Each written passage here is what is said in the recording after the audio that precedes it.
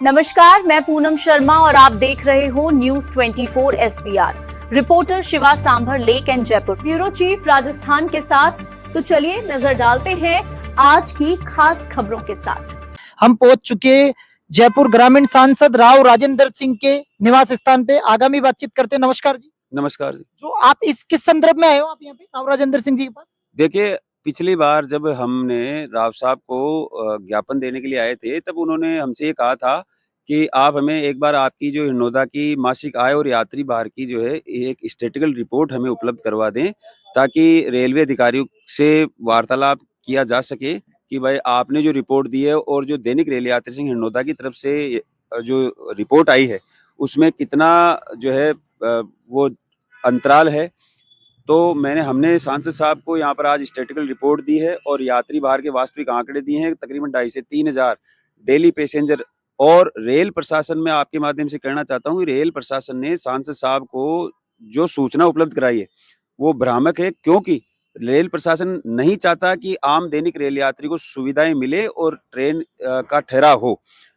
मैं कहना चाहता हूँ कि उन्होंने सांसद साहब को एक तरह से गोलमोल रिपोर्ट इसलिए दी कि उन्होंने हमारे यहाँ पर 12 यात्री गाड़ियों का ठहराव वर्तमान में है, जो सही है। लेकिन हमने बात करी है हिरनौदा से जयपुर की तरफ जो दैनिक रेल यात्री जो आवागमन करते हैं, मैं उनकी बात कर रहा हूँ। तो कम से कम हिरनौदा से जयपुर की तरफ आने वाला दैनिक रेल यात्री, उनकी संख्या तकरीबन 2000 से 2200 तक की वहाँ पर संख्या है।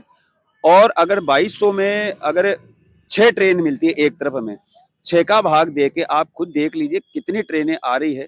आपको पता लगभग 200-250 यात्री प्रति गाड़ी यात्री भार आ रहा है, जो कि उनके 82 के रेल आंकड़ों से कहीं ज्यादा है। और आपके माध्यम से ये मैं बताना चाहता हूँ, जब इनकम की बात है तो रेल प्रशासन ने औसत इनकम निकला करके गोलमोल रिपोर्ट पेश कर दी इनको कि 598 रुपए की इनकम है, जबकि वास्तविक तथ्य ये है कि कोरोना से पूर्व हमारे यहाँ पर लगभग 17-18 हजार रुपए पर डे की इनकम हिरनौदा स्टेशन पे थी। और अभी सर्दी का मौसम है, थोड़ा यात्री भार हल्का सा कम भी हो गया है, लेकिन आय अभी भी 7-8 हजार रुपए पर डे की आय आ रही है। लेकिन पिछले 1 साल में मैं आपके माध्यम से दावे के साथ कह सकता हूं, अगर मेरी बात को रेल प्रशासन झूठी साबित कर दे तो मैं रेल प्रशासन के सामने, हमारी कोई डिमांड नहीं होगी। मैं आपके माध्यम से रेल प्रशासन, सीधा मेरा क्वेश्चन ये है कि पिछले 1 साल में भी आपने हिरनौदा रेलवे स्टेशन के ऊपर चेकिंग स्टाफ लगा करके कितने लोगों के टिकट चेक किए और कितने लोगों की एमएसटी की? आज ट्रेनें नहीं होने के कारण से 40% यात्री जो है विदाउट टिकट जाने के लिए मजबूर हैं, क्योंकि जब जयपुर से वापस अपने घर की तरफ लौटते हैं तो मात्र गाड़ी संख्या 19711 भोपाल रतलाम एक्सप्रेस गाड़ी है और उसमें भी हमारी एमएसटी मान्य नहीं है। अब हमारे पास सिर्फ लोकल ट्रेन बचती है, डेमू और शटल। डेमू का टाइम जयपुर आने का 7 बजे का है, शटल का है 8 बजे। डेमू ट्रेन आती है लगभग, कभी कभार कोई महीने में 10 दिन अगर वो टाइम से आ जाए तो मैं कह नहीं सकता, 20 दिन लेट चलती है, जो कभी हिरनौदा पहुंचती है रात को 9:30 बजे, 10 बजे, 10:30 बजे। शटल आता है, उसका भी कई कई बार 11-12 तक भी बच जाते हैं। अब आप सोचे इस भीषण सर्दी के अंदर एक आम यात्री जिसको अपने घर लगभग 7 से 7:30 के बीच में पहुंच जाना चाहिए, वो क्या गाड़ी के लिए 11-12 बजे तक वेट करता रहेगा? कितनी हास्यास्पद बात लगती है। जबकि हम एमएसटी बना के चलते हैं, पैसा खर्च करके चलते हैं, और रेल प्रशासन खुद टिकट चेकिंग स्टाफ हिरनौदा नहीं लगवा करके रेल प्रशासन को पर डे की 10,000 रुपए की चपत लगा रहे हैं और पॉकेट की तनख्वाह वहां पर बैठ के खा रहे हैं। एक तरफ रेल मंत्री जी आदरणीय अश्विनी जी वैष्णव साहब आम दैनिक रेल यात्री की सोचते हैं, रेलवे के डेवलपमेंट के बारे में सोच रहे हैं, और ये रेल प्रशासन, निकम्मा रेल प्रशासन में कहूंगा इसको, कि ये रेल प्रशासन को आर्थिक बोझ के तले डाल के चूना लगा रहा है। 10,000 की इनकम का मतलब है पर महीने की 3 लाख रुपए की इनकम का सीधा रेलवे को चूना लगा रहे हैं, लॉस में लेके जा रहे हैं। अगर प्रशासन इनके अंदर सो रहा है, जनता को बेवकूफ बना, जनता को तो बेवकूफ बना ही रहे हैं। सांसद साहब को भी गोलमोल रिपोर्ट पेश की, 598 किया।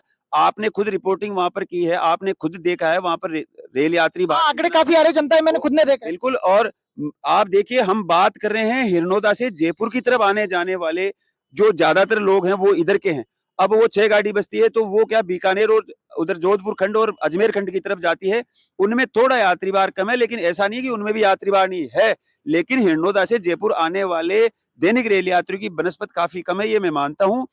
और इसी का इन्होंने फायदा उठा के जो 12 ट्रेनें उनकी औसत रिपोर्ट इनको पेश कर दी, जबकि वो भी झूठी रिपोर्ट है। आप वास्तविक आंकड़े निकालेंगे तो पर यात्री भार जो है लगभग 200-250 के आसपास बैठता है, जो कि ट्रेनों के ठहराव के लिए और इनकम के मानकों की दृष्टि से पूर्ण रूप से सही है और हमारी वाजिब मांग है।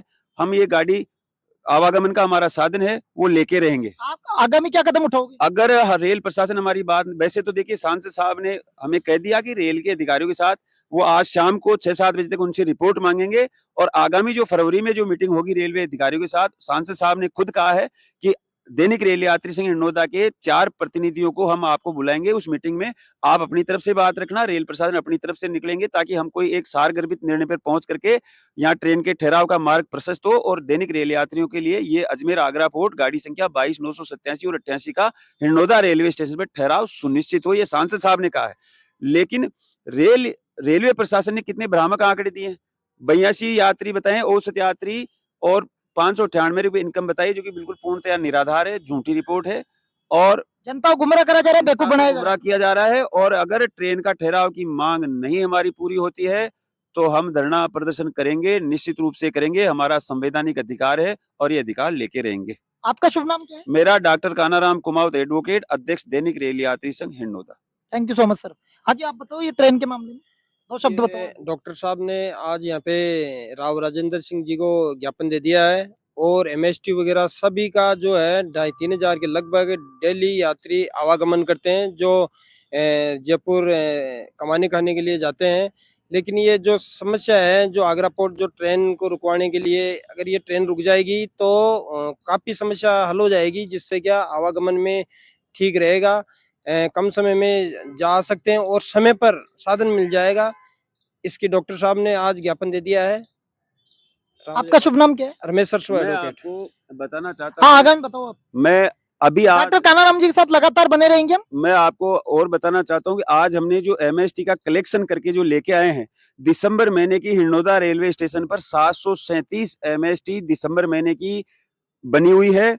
आप एक रेल प्रशासन एक एमएसटी के 50 पैसेंजर काउंट करता है। आप 737 मल्टीपल बाई 50 कर लो, कितने यात्री यहाँ पर आते हैं हिरनौदा से जयपुर की तरफ।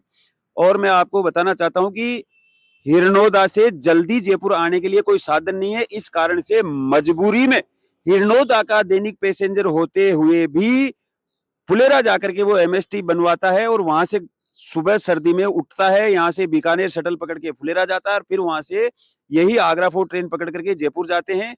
इसीलिए मैं आपको कहना चाहता हूं कि आज हमने जो सांसद साहब को एमएसटी दी, 554 एमएसटी तो हमने आज सांसद साहब को दी है। आपने राव राजेंद्र सिंह सांसद को अवगत कराया। हमने एमएसटीओ की फोटो कॉपी करा के दी है उनको।